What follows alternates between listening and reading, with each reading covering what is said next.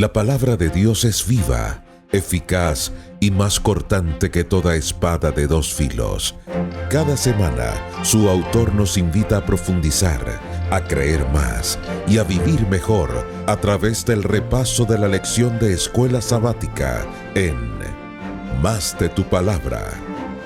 Hoy, en Más de tu Palabra, estudiaremos la lección número 5. Dios pelea por ustedes. Sean bienvenidos a Más de tu Palabra. Qué maravilloso tenerte de vuelta en este programa de Más de tu Palabra, el programa donde juntos estudiamos la palabra de Dios, compartimos y predicamos de Jesús. Hoy me acompaña mi queridísima amiga nuevamente, Mónica Díaz. Bienvenida. Hola, Daylin, muchas gracias y quiero aprovechar para saludar y agradecer a las personas que están estudiando la Biblia esta semana con nosotros. ¿Qué te han parecido estos repasos de la lección? Por favor, déjanos saber allí en los comentarios cómo te has nutrido a través de estos repasos con nuestra querida Mónica Díaz, con el pastor Jorge Luis Rodríguez, pastor Vladimir Polanco, el pastor Saúl Ortiz. ¿Qué te ha parecido? Por favor, déjanos saber en los comentarios. Y la lección de esta semana me encanta, lección número 6, que lleva por título El enemigo interno. Me encanta el título. ¿Cuál crees tú que será el enemigo interno? Ahora lo vamos a ver. Así es. Y para ti, la misma pregunta. ¿Cuál crees tú que es ese enemigo interno? Pues déjanos saber en los comentarios cuál crees tú, de acuerdo a lo que aprendiste o lo que tus conocimientos bíblicos, tu experiencia de la Biblia, cuál será ese enemigo interno. Déjalo saber allí en los comentarios y por favor regálanos un like a esta programación. Bueno, mi querida Mónica, recordando una vez más que esto es una guía de estudios, ¿verdad? ¿Cómo profundizaste tu estudio de esta semana? ¿Con qué? ¿Con qué recursos? En el caso de esta semana, que si nos da tiempo lo tocaremos brevemente, aparece el tema de la codicia y me gusta mucho cómo hay un mandamiento, promesa o palabra dentro de las 10 palabras, 10 promesas que son Éxodo 20. Hay uno que dice no codiciarás y en esta semana, precisamente hoy, vamos a hablar del tema de la codicia, pues me ilustró mucho y me ayudó mucho el espíritu con el que está escrito este libro y que nos ayuda a entender Éxodo 20 no como una ley inexorable que hay que cumplir, sino como unas promesas o palabras que sucederán en nuestra vida si aceptamos que Dios nos liberó de Egipto y creemos en Él y vivimos guiados por Él. Ya llegaremos ahí. Por supuesto, el 3 en 1, porque cada trimestre hay un teólogo que añade un libro al final que da mucha luz. Patriarcas y profetas, en este caso, porque lo que estamos viendo es la historia de Josué y pues la manera descriptiva que Elena de White le añade es espectacular. Y yo siempre, la lección de escuela sabática, después de terminarla, veo qué capítulos toca, por ejemplo, en este caso Josué 7 y 8, y voy a esos pasajes en el comentario bíblico Andrews. Siempre, incluso cuando voy a predicar, yo siempre voy a ver qué dice el comentario bíblico Andrews. Y cabe destacar que nuestra querida Mónica Díaz, junto con un equipo, fue editora del comentario Andrews en la versión de Spanish, ¿no? ¿Correcto? Correcto, sí. Así español. que qué privilegio. Bueno, familia, con estos recursos en manos podemos profundizar en nuestro estudio individual y diariamente de estas lecciones. Bueno, vamos a comenzar con una oración y ahora sí arrancar con este maravilloso estudio. Oremos. Amadísimo Padre Celestial, gracias por la oportunidad que nos das de estudiar tu palabra, de adentrarnos acerca de ti, de tu carácter.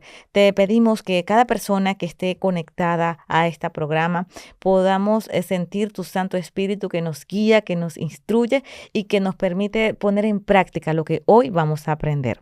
En el nombre de Cristo Jesús. Amén. Ya estamos entrando a los capítulos, en este caso el capítulo 7 y 8 de Josué. Y es interesante que la semana pasada terminamos con una historia fascinante. Si usted no lo vio, puede por favor ver en diferido el video anterior de la lección número 5. Pero esta lección que comienza con el capítulo 7, y voy a tomar la Biblia, acompáñanos con la Biblia, en el capítulo 7 de Josué, comienza con pero. En esta versión es pero, en otras versiones sin embargo. Es contradictorio porque voy a leer el último versículo del capítulo 6, que dice, el último versículo es el 27 del capítulo 6, y dice, estaba pues Jehová con Josué, y su nombre se divulgó por toda la tierra. Viene el capítulo 7. Pero, ¿cuáles son estas razones para que comenzara empieza así tan drástico?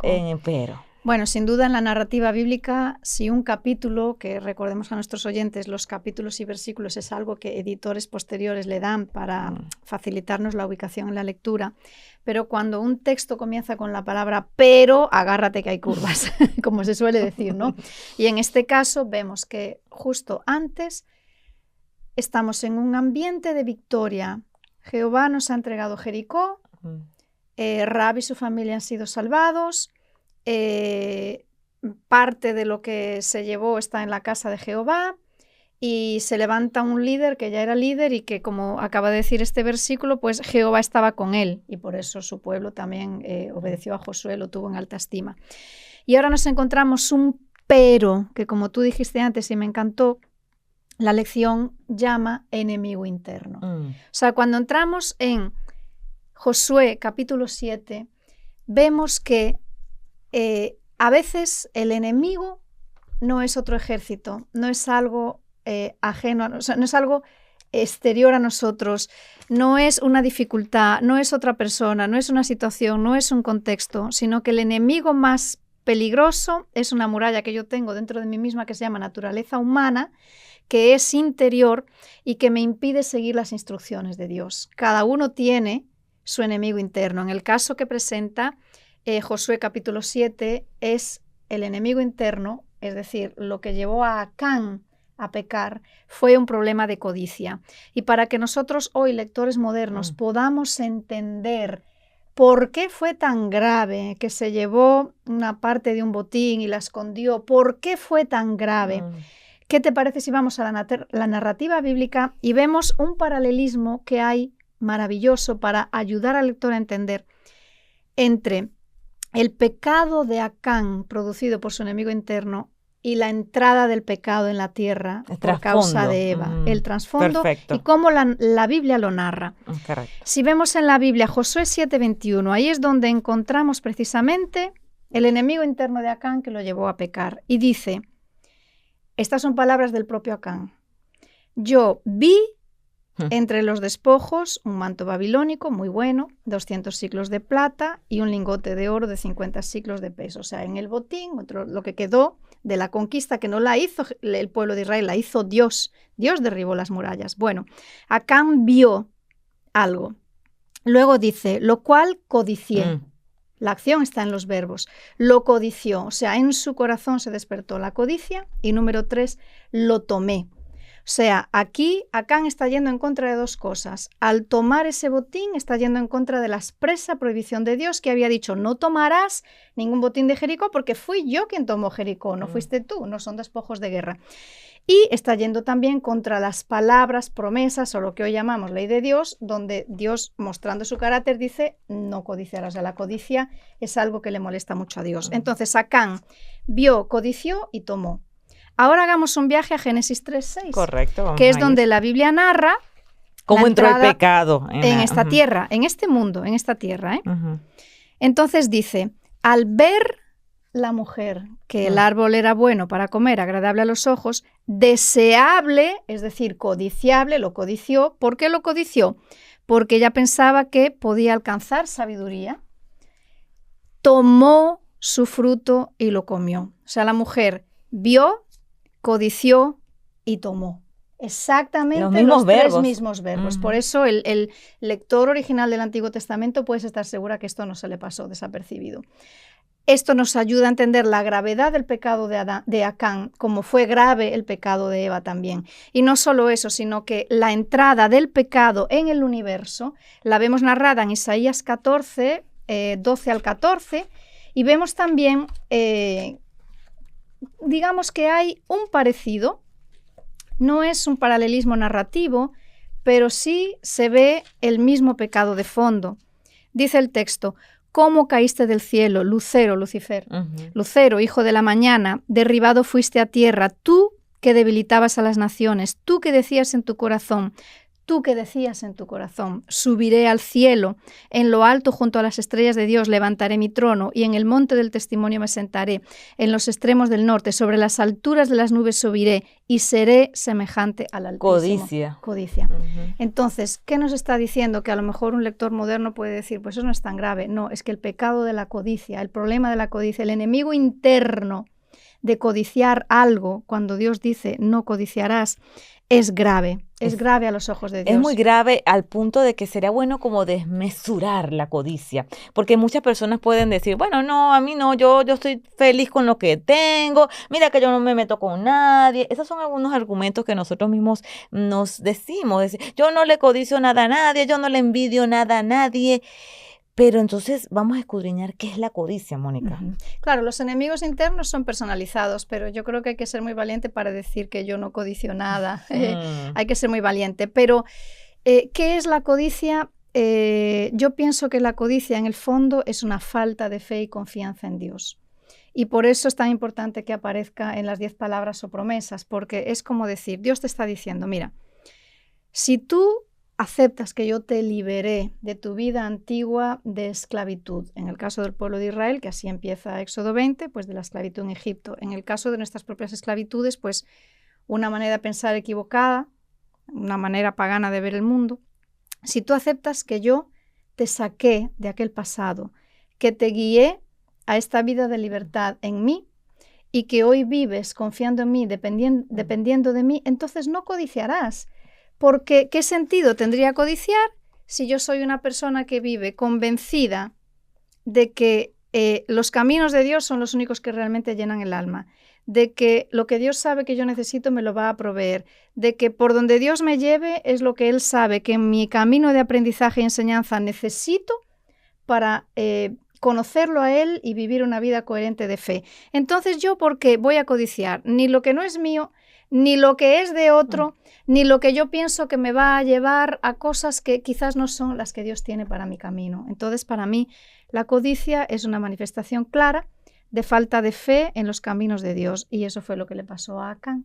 Dios había establecido claramente las estrategias, los pasos para la conquista, pero la conquista, quien está conquistando es Dios. Dios está dándole. Pero él no confió en eso. Él dijo, voy a guardar para un futuro, voy a agarrar esto, a guardarlo. A pesar de que Dios prohibió explícitamente quedarse con botín de Jericó, él dijo, no, pero a mí me gustó, yo lo codicié, yo quiero pues tener este oro, este manto, estas cosas preciosas. Y pasó lo que pasó. Me encanta ese concepto práctico. Codicia no es más que falta de confianza en que Dios provee exactamente lo que necesitamos. Y muchas veces eso es lo que nos pasa. Estamos en un proceso, estamos en una situación de aprendizaje, en cierta situación, porque Dios sabe en su sabiduría que necesitamos estar en ese proceso. Y nosotros no queremos porque no confiamos en Dios y decimos, ¿por qué yo estoy pasando por esto y mi amigo no? ¿Por qué yo tengo esta relación familiar o este esposo, esta esposa o estos hijos y mi vecino no? ¿Ves? Dudamos de lo que Dios permite en nuestras vidas porque, vale, Dios sabe el futuro de nosotros. Dios conoce lo que necesitamos. Él sabe cuáles son las debilidades. Él sabe dónde hay que perfeccionar nuestro carácter. Por eso muchas veces estamos en situaciones que Dios permite y nosotros tenemos que confiar en esos procesos y no codiciar a los demás. La relación con Dios real, auténtica, es el mejor antídoto que hay para los enemigos internos. Llámese codicia en el caso de Acán, correcto. Llámese envidia. El cristiano no envidia. El cristiano no codicia porque vive en una confianza plena de que, bueno... De lo que tienes es necesario para tu vida. Y uno va más allá, porque la codicia no es solamente codiciar lo material. A veces codiciamos los dones y talentos de una persona. Claro. A veces codiciamos el puesto de liderazgo de una persona. Pero tú no sabes lo que hay detrás de eso. A veces codiciamos la fama o la popularidad de una persona. Pero es que el Señor nos pone en ciertos rubros, el Señor nos permite llegar hasta donde hay que llegar porque es lo que necesitamos. y nosotros confundimos y queremos ser como aquel o como aquella, sin tomar en cuenta que realmente Dios permite lo que realmente necesitamos en nuestras vidas. Y lo que Él necesita en el cumplimiento de sus promesas que quiere alcanzar a través de nosotros. Exactamente. Y para eso nos da los dones que nos da y no nos da otros. Corremos nosotros el riesgo de volvernos esclavos de las cosas, de las situaciones, del futuro, de que la codicia nos llegue a impedir las bendiciones de Dios en nuestra vida. Yo creo que sí corremos ese riesgo y creo que Jesús lo vio claramente y nos avisó en Lucas 12:15, si quieres podemos ir a buscarlo. En Lucas 12:15 leemos: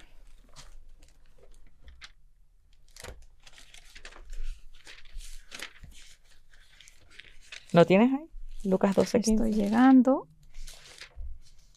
Dice: mirad, guardaos de toda avaricia, dice mi versión, pero varias traducciones dicen codicia, porque la vida del hombre no consiste en la abundancia de los bienes que posee. O sea, Jesús nos dice a las personas en ese momento, en ese contexto inmediato, pero también a nosotros hoy: mirad, guardaos de toda avaricia, porque en realidad la vida no depende de lo que tiene. O sea, a Acán parece que se le iba la vida en quedarse con algo que su vida no solo no dependía de eso, sino que por tener eso perdió su vida. Entonces nosotros hoy vivimos en una sociedad que es muy complicada porque la cultura del consumismo nos agobia por todas partes, nos hace creer que tenemos necesidades que no son necesidades reales, y el cristiano sí debe estar muy alerta, muy atento a entender qué es lo que realmente necesita el Hijo de Dios y qué no, a desarrollar una relación de dependencia de Él y no andar detrás de las cosas que uno piensa que le dan seguridad, pero luego cuando llega, o sea, la vida es muy feliz hasta que deja de ser feliz. Cuando deja de ser feliz es cuando te das cuenta, no, es que yo estaba invirtiendo, estaba deseando aquello, estaba buscando tener estas posesiones materiales y ahora es que me doy cuenta que no.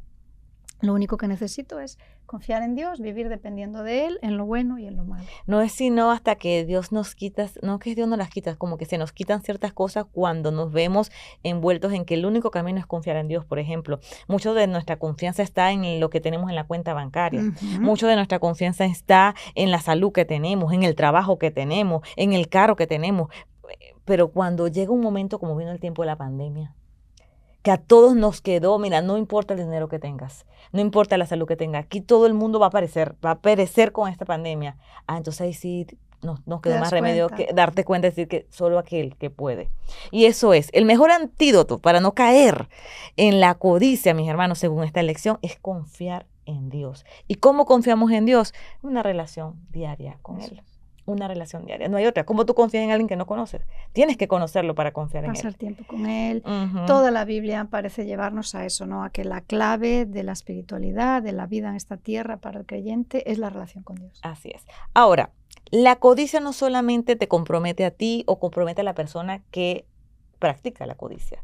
Lo interesante del relato bíblico es que la codicia o el pecado de un hombre, en este caso de Acán, interfirió en todo el pueblo. Todo. Lo mismo sucedió con Adán y Eva. La codicia, aquí estamos metidos toda la humanidad. Así que vemos entonces de qué maneras hoy una mala conducta, que uno dice, bueno, fui yo no, de una persona puede acarrear el sufrimiento de toda una comunidad. Total. Y en la iglesia esto yo lo he visto muchísimas veces. Te voy a poner dos casos, por ejemplo, ¿no? De parte del liderazgo y de parte de un miembro de iglesia no líder. De parte del liderazgo, vamos a suponer el caso de un pastor admirado por la iglesia porque predica muy bien, porque realmente sus sermones tienen una profundidad y una enjundia que uno dice, wow, ¿cómo aprendo con este pastor? Y de pronto se le descubre una cuestión financiera, se le descubre una adicción a la pornografía, se le descubre una infidelidad, porque lo ven, qué sé yo, en una infidelidad. Se le descubre una mentira, algo grave, y ahí hay gente que abandona la iglesia, sobre todo los jóvenes. Entonces, el pecado abierto o la conducta tan contraria a los principios de Dios de una sola persona tiene la capacidad de que otros abandonen la iglesia o se queden dudosos en su fe. Y vamos a suponer ahora una conducta, qué sé yo, de dos matrimonios de la iglesia que de pronto uno se enamora del otro, del otro matrimonio, y esos dos matrimonios se rompen, y entonces se hace un nuevo matrimonio con los dos que son infieles, y una iglesia se divide en dos bandos, y todo queda. Entonces, sí, es concepto, digamos, la iglesia es un cuerpo, sí es algo corporativo, sí es una unidad en la diversidad, y cuando una persona, como fue el caso de Acán, hace algo muy impactante, un pecado grave, como vimos, que es paralelo, comparado con el de Eva en el Edén, tiene un efecto devastador sobre una congregación, una iglesia o sobre la propia familia de esa persona. Sí, y uno cree que el pecado, bueno, lo cometí yo, pero es que, familia, usted y yo, lo que hagamos, lo que digamos, trae un impacto estilo dominó. Lo que tú haces, tú crees que es para ti. No, trae un impacto a las personas que te rodean. Tú reflejas, tu reflejo de una manera influye a ciertas personas. Tú dices que no, pero sí influye. Y uno llevando esto a las redes sociales, que es mi mundo.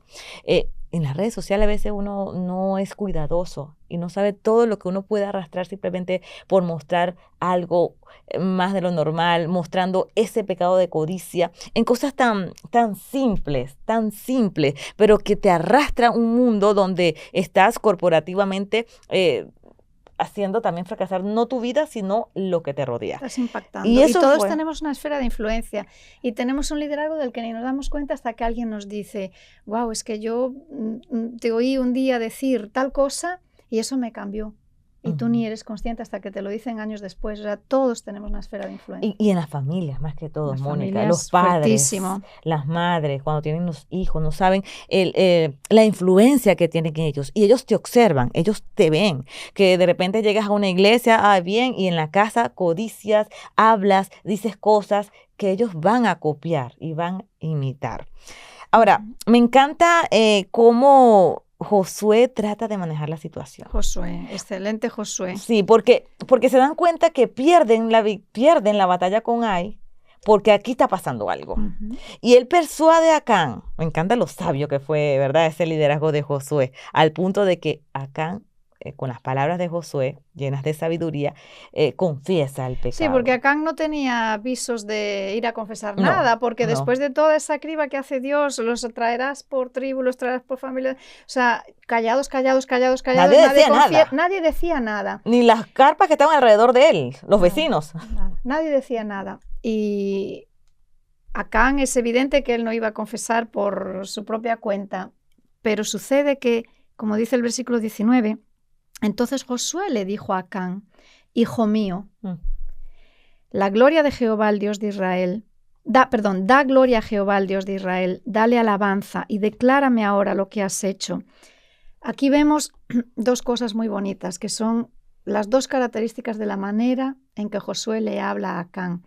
Le habla con firmeza, pero con ternura. Amén. Y resulta que hoy en día los psicólogos están como en un consenso de que lo que funciona en la educación de los hijos por parte de los padres es la combinación de firmeza y ternura. Y a mí enseguida me hizo pensar en eso porque no en vano el versículo empieza diciendo, hijo mío. O sea, es como que Josué de una manera paternal se acerca, hijo mío, y le habla con las dos cosas que funcionan. Con firmeza, porque la situación es grave, pero con amabilidad, con cariño, con ternura. Y enseguida Acán, ¿qué dice?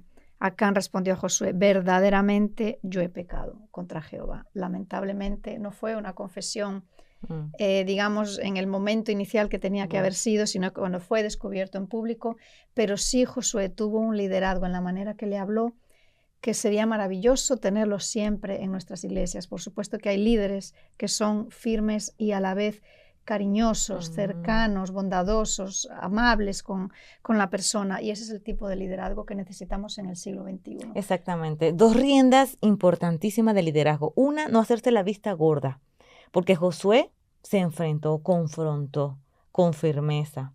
Y nosotros hoy día necesitamos líderes, no necesariamente que tú tengas un ministerio en tu iglesia, sino dentro de tu misma familia tú eres un líder, dentro de tu misma comunidad eres un líder, en tu esfera de amigos eres un líder. Como cristianos somos líderes porque estamos representando a Jesús en esta tierra, en el sentido de que somos sus hijos. no se daba la vista gorda, él confrontó. Y hoy día, lamentablemente, hay liderazgo dentro de las iglesias que por querer callar, por no buscar una problemática entre familia, porque bueno, mejor estoy como un pastor de paso, un líder de paso, mejor no me meto en este problema, que este problema lo agarre el que venga, y olvidamos esa parte crucial que Josué nos lo dejó bien en esta historia. Y la otra rienda, con amor.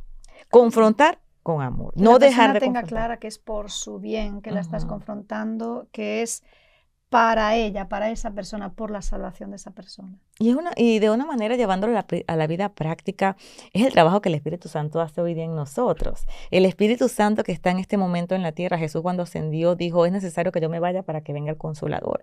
El Espíritu Santo es el que nos confronta a nosotros cuando estamos fallándole. Es el que nos dice, aquí te tienes un problemita con esto, con amor. El Espíritu Santo empieza a trabajar en nuestra vida, en nuestro interior, pero con amor y nos hace llegar. Ahora bien, aunque él confesó, todos esperábamos que, ok, lo perdonó, pero no fue así. El texto bíblico dice que fueron exterminados. ¿Por qué él, aun cuando lo confesó, por qué ese castigo tan severo contra Acán y su familia? Pues a mí me gusta mucho cómo lo explica la escuela sabática. En el folleto, en la página 69, hace una comparación, el folleto de escuela sabática, de la situación de lo que sucede con Acán en el Antiguo Testamento, con lo que sucede con Ananías y Zafira en el Nuevo Testamento, y pone el énfasis en lo siguiente. Aquí estaba empezando una nueva era, construyéndose una nueva etapa, un inicio del pueblo de Israel en un lugar ya estable, donde no iban a moverse más. En el caso de Ananías y Zafira estaba iniciándose la iglesia cristiana primitiva. Y lo que sucede son dos pecados muy similares, pecado de codicia y dos decisiones muy similares, fulminados, muertos todos. Y fíjate qué interesante el comentario que hace el folleto de escuela sabática. Dice, existen similitudes entre estos dos incidentes. En primer lugar, ambas acciones se describen con la misma raíz verbal. Claro, el Antiguo Testamento está en hebreo y el Nuevo Testamento está en griego, pero tomando como referencia la Septuaginta, que es la traducción del Antiguo Testamento al griego más antigua que hay, del siglo II a.C., se ve que cuando se habla de Acán apropiándose de ese botín que estaba prohibido, se usa la palabra nosfizomai, o sea, Acán nosfizomai, de cosas que estaban dedicadas al Señor. En el caso de Ananías y Zafira, retienen nosfizo para sí mismo lo que ellos mismos habían públicamente dedicado al Señor. En ambos casos toman cosas dedicadas a Dios. Una vez que Ananías y Zafira dedicaron todas las ganancias de la venta de la tierra a Dios, estas les pertenecían a él. Por esta razón, sus pecados, como los de Acán, involucran mentira y robo. Ambos incidentes ocurren en un momento crucial para el pueblo de Dios, el comienzo de la conquista, el comienzo de la iglesia. Tal vez por esta razón su ofensa fue castigada rápidamente. Correcto, por eso es que aquí nos lleva una vez más a pensar de que Dios no negocia con el pecado. Dios ama al pecador, pero no ama el pecado. Y lo que no estaba dispuesto a permitir en las tierras cananeas, tampoco estaba dispuesto a permitirlo en su pueblo. Así que la pregunta inicial, el enemigo interno. ¿Cuál es entonces el enemigo interno de todo lo que hemos estudiado?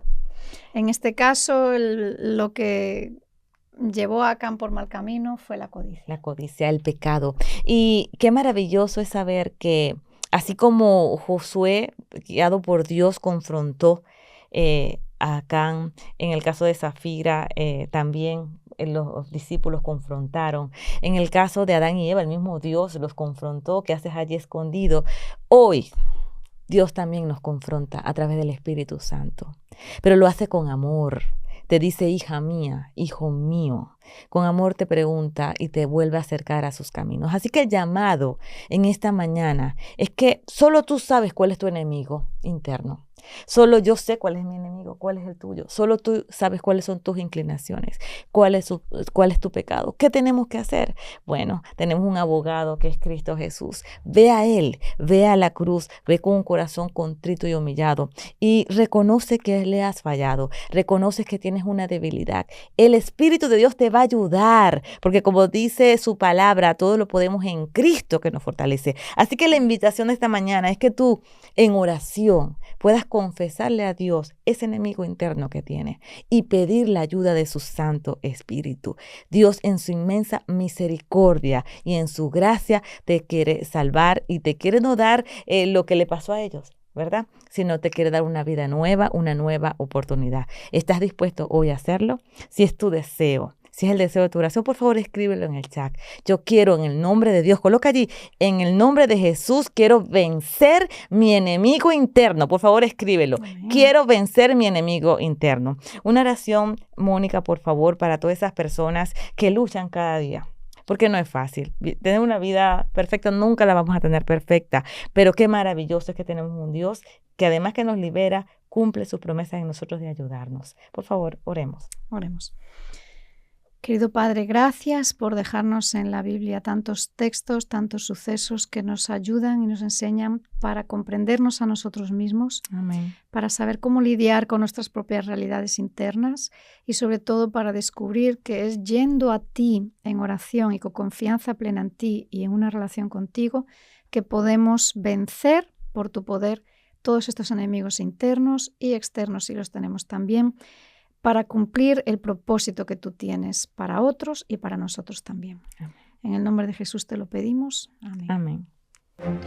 Con la certeza de que Dios, a través de su palabra, seguirá guiando nuestros pasos cada semana, nos despedimos hasta la próxima edición de Más de tu Palabra.